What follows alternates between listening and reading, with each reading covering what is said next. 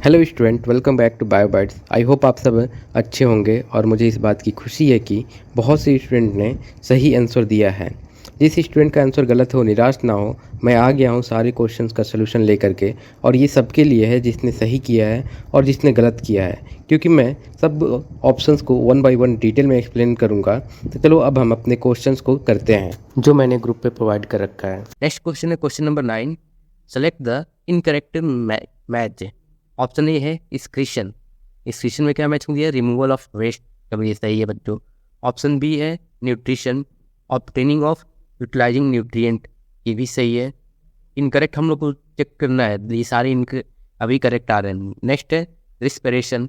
इसमें क्या होता है? Oxidation of food to obtain energy. ये भी सही है। नेक्स्ट है ट्रांसपोर्टेशन। ट्रांसपोर्टेशन दिया response to stimuli.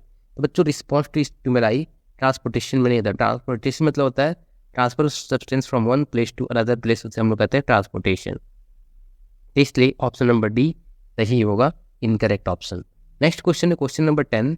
Which of the these characteristics is या और not found in non living things. तो क्वेश्चन ये पूछ रहा है कि कौन सा नॉन लिविंग थिंग्स में पाया जाता है। मतलब अगर नहीं पाया जाता है तो इसका अगर देखा जाए तो क्या पूछ रहा है? लिविंग थिंग्स का फीचर पूछ रहा है। तो चलो हम लोग पढ़ते हैं कि पहला क्या है? Made up of cell containing the protoplast. चलो ऑप्शन पहला सही है। Statement second, stationary and immobile. जो लिविंग थिंग्स होता है वो कभी स्टेशनरी थोड़ी रहता है। इमोबाइल मतलब जो मूव ना करता हो। स्टेशनरी मतलब जो स्थिर हो। स्थिर तो होते नहीं है, वो मोबाइल होते हैं। थर्ड है स्टेटमेंट रिस्पॉन्स टू स्टिमुलाई। ये भी फीचर होता है लिविंग थिंग्स का। Exhibit growth and development. ये भी फीचर होता है लिविंग थिंग्स का। पांचवा है इनडिफिनिट लाइफ स्पेन। ये नहीं होता है। इनडिफिनिट नहीं होता, डिफिनिट होता है लाइफ स्पेन। और क्या है? 6 वाला increase in number through reproduction. ये होता है। नेक्स्ट है 7 वाला रिस्पिरेशन बाय इनहेलिंग ऑक्सीजन। ये भी सही है। Metabolism not require. ये भी गलत है, मेटाबॉलिज्म भी रिक्वायरमेंट होता है। तो अगर देखा जाए कि कौन सा फीचर इसमें लिविंग थिंग्स का है, तो फर्स्ट, थर्ड, फोर्थ, 6, 7 ये सारे लिविंग थिंग्स के फीचर हैं। या नॉट लिविंग थिंग्स में ये फीचर पाए जाते हैं। तो इसलिए ऑप्शन नंबर ए सही होगा। नेक्स्ट क्वेश्चन है question number 11। Select the incorrect statement. कुछ स्टेटमेंट दे रखा है, 5 स्टेटमेंट। इन 5 स्टेटमेंट से इनकरेक्ट स्टेटमेंट अपने को फाइंड आउट करना है। पहला स्टेटमेंट है simple diffusion meet the requirement of all the cells in multicellular organism. Statement second है waste product are removed from the body by the process called the excretion. Statement 3 है most of the food source on the earth are carbon based. Statement 4 है the process of breakdown of food source inside the body in the presence of oxygen for cellular need is called transportation. Fifth statement है life process stop performing when an organism is not doing anything. हम लोग देखते हैं कि incorrect कौन कौन सा है। बच्चों अगर देखा जाए तो पहला वाला क्या है? इनकरेक्ट है। Simple diffusion meet the requirement of all cells in the multicellular organism. Simple diffusion के थ्रू नहीं होता बच्चों, ऑस्मोसिस या रिक्वायरमेंट होगा। इसलिए स्टेटमेंट फर्स्ट गलत है। स्टेटमेंट सेकंड सही है, रिमूवल ऑफ वेस्ट होता है एक्सक्रीशन से। स्टेटमेंट 3 भी सही है, मोस्ट ऑफ द फूड जो सोर्स होते हैं वो कार्बन बेस्ड होता है। स्टेटमेंट 4 है ये अपना रिस्पिरेशन होगा, लेकिन यहाँ क्या दे रखा है? ट्रांसपोर्टेशन। ट्रांसपोर्टेशन नहीं होता, इसलिए ऑप्शन नंबर 4 गलत है। ऑप्शन 5 है metabolism. Metabolism life process stop performing when organism is not doing anything. और कोई भी ऑर्गेनिज्म कुछ करता नहीं है तो लाइफ प्रोसेस स्टॉप थोड़ी होता है। अगर मान लो हम लोग सो गए तो ऐसा थोड़ी कि हम लोग मर गए, हम लोग का सांस नहीं चल रहा, हम लोग डेथ कर गए।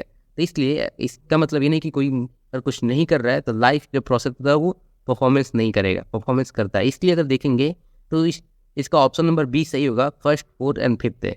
ये स्टेटमेंट इनकरेक्ट है, इसलिए ऑप्शन नंबर बी सही है। नेक्स्ट क्वेश्चन है question number 12। Gastric juice contain. जो गैस्ट्रिक जूस होता है ये क्या कहलाता है? ऑप्शन ए है पेप्सिन एंड ट्रिप्सिन। ऑप्शन बी है pepsin and HCl। Option C है trypsin and HCl। Option D है एमाइलेज एंड पेप्सिन। तो देखो बच्चों, गैस्ट्रिक जूस मतलब जो स्टमक से रिलीज करता है, तो स्टमक क्या रिलीज करता है? HCl सीक्रेट करता है और पेप्सिन सीक्रेट करता है, इसलिए ऑप्शन नंबर बी सही होगा। ठीक है बच्चों। नेक्स्ट क्वेश्चन अपना है क्वेश्चन नंबर 13। क्वेश्चन नंबर 13 है क्लोरोफिल इज प्रेजेंट है। क्लोरोफिल प्रेजेंट बच्चों ये थोड़ा सा तुम लोगों से 10th लेवल से हायर दिया, तुम्हारे एनसीईआरटी नहीं दे रखा है, बट एक्स्ट्रा नॉलेज के लिए जानना चाहिए। जो ग्राना पार्ट होता है वहाँ पे क्लोरोफिल पाया जाता है, क्लोरोप्लास्ट का जो ग्राना पार्ट होता है वहाँ पे क्लोरोफिल पाया जाता है, इसलिए ऑप्शन नंबर ए सही है, in the grana of chloroplast. Next question है question number 14, amylolytic enzyme are produce from. Amylolytic enzyme कहाँ से प्रोड्यूस होता है? तो बच्चों salivary gland and liver. Liver से क्या सीक्रेट, तभी मैंने बताया बच्चों, बताओ। लीवर से अपना लीवर से पेन बाइल सीक्रेट होता है, सलाइवर से सलाइवरी एमाइलेज सीक्रेट होता है, और स्टमक से क्या सीक्रेट होता है? HCl सीक्रेट होता है और पेप्सिन सीक्रेट होता है, और क्या बच्चों? पेनक्रियास से पेनक्रियाटिक जूस सीक्रेट होता है, जिसे हम लोग पेनक्रियाटिक एमाइलेज भी कहते हैं। इसलिए ऑप्शन नंबर सी सही होगा, salivary gland and pancreas. Salivary gland और पेनक्रियाज क्या सीक्रेट करते हैं? सलाइवरी ग्लैंड सीक्रेट करता है सलाइवरी एमाइलेज, और पेनक्रियाज क्या सीक्रेट करता है? Pancreatic amylase. इसलिए ऑप्शन नंबर सी इसका सही होगा। नेक्स्ट क्वेश्चन है question number 15, digestion is in human is. तो ये दे रखा है option A intracellular, option B extracellular, option C incomplete, option D none of दीजिए। तो बच्चों जो इंट्रासेलुलर डाइजेशन क्या होता है, एक्स्ट्रा सेलुलर डाइजेशन क्या होता है, पहले हम लोग ये समझते हैं। इंट्रासेलुलर डाइजेशन मतलब जो भी फूड की डाइजेशन होगा उस सेल्स के अंदर आएंगे, उसके बाद डाइजेस्ट होंगे। और क्या होता है जो एक्स्ट्रा सेलुलर डाइजेशन में होता है, जो सेल्स कुछ हार्मोन्स कुछ एंजाइम सीक्रेट करेंगे, और ये हार्मोन्स एंजाइम जो फूड होंगे उस पर एक्शन करेगा, फिर उसके बाद डाइजेशन करेगा। तो इसलिए ऑप्शन नंबर बी सही होगा, extra cellular digestion. Human being में क्या होता है? Extra cellular digestion. जो अपने लोअर एनिमल्स होते हैं जैसे अमीबा में क्या होता है? इंट्रा सेलुलर डाइजेशन होता है, पूरा वो फूड को क्या करता है? इनगल्फ कर जाता है, उसके बाद डाइजेशन करता है। तो अमीबा में इंट्रा सेलुलर होता है और ह्यूमन बीइंग में क्या होता है? एक्स्ट्रा सेलुलर होता है। नेक्स्ट क्वेश्चन है question number 16, find out correct statement given below. नीचे कुछ स्टेटमेंट दे रखे हैं, 4 स्टेटमेंट दे रखे हैं, इन चारों में से करेक्ट स्टेटमेंट अपने को फाइंड आउट करना है। तो पहला स्टेटमेंट है, length of small intestine in various animal depends upon the type of food.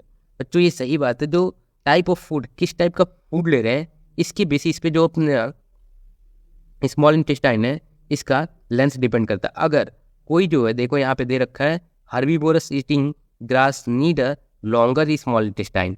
तो मतलब जो क्या कहते हैं कि जो हर्बीवोर्स होते हैं उनके लिए लंबा स्मॉल इंटेस्टाइन होता है। क्यों? क्योंकि सेलुलोज को डाइजेस्ट करना होता है। और जो कार्निवोर्स होते हैं उनका स्मॉल इंटेस्टाइन क्या होता है? छोटा होता है लेंथ में। तो इसलिए ये वेरी करता रहता है। तो स्टेटमेंट 1 सही है। स्टेटमेंट सेकंड देखते हैं। स्टेटमेंट सेकंड क्या दे रखा है? Enzyme for digestion of carbohydrate are not secreted in gastric juice. Gastric juice में क्या enzyme for the digestion of carbohydrate, carbohydrate के डाइजेशन कहाँ से होता है बच्चों? माउथ में होता है, माउथ में होता है। इसलिए ये भी सही है, वो सही बोल रहा है। स्टेटमेंट थर्ड है, in an organism different enzyme have different pH optimum, different pH optimum. तो बच्चों ये भी सही है। अगर देखोगे स्टमक में कुछ और पीएच होता है, माउथ में कुछ और पीएच होता है। माउथ में लगभग 6.8 होता है, स्टमक में 1.2 पीएच होता है। इतना पीएच पे रहेगा तो सही से वर्क करेगा, नहीं करेगा वर्क। इसलिए स्टेटमेंट 3 भी सही है। स्टेटमेंट 4 देखते हैं, absorption of nutrient mostly occur in large intestine. बच्चों ये स्टेटमेंट गलत है, क्योंकि एब्जॉर्प्शन कहाँ होता है? स्मॉल इंटेस्टाइन में होता है। इसलिए स्टेटमेंट फर्स्ट सेकंड थर्ड सही है और ऑप्शन नंबर अपना सी सही है। तो बच्चों मैं अपने सारे क्वेश्चन का डिटेल इंग्लिश दे दिया हूँ, और हम लोग ऐसे ही हंसते खेलते मुस्कुराते बायोलॉजी में महारथी बन जाएंगे और एग्जाम में बहुत अच्छे नंबर आएंगे। और अगर वीडियो पसंद आए तो लाइक करें, सब्सक्राइब करें, अपने दोस्तों को शेयर करें। आज के लिए इतना ही, फिर मिलते हैं अपने नेक्स्ट वीडियो में जल्दी ही। तब तक के लिए tata bye bye, take care.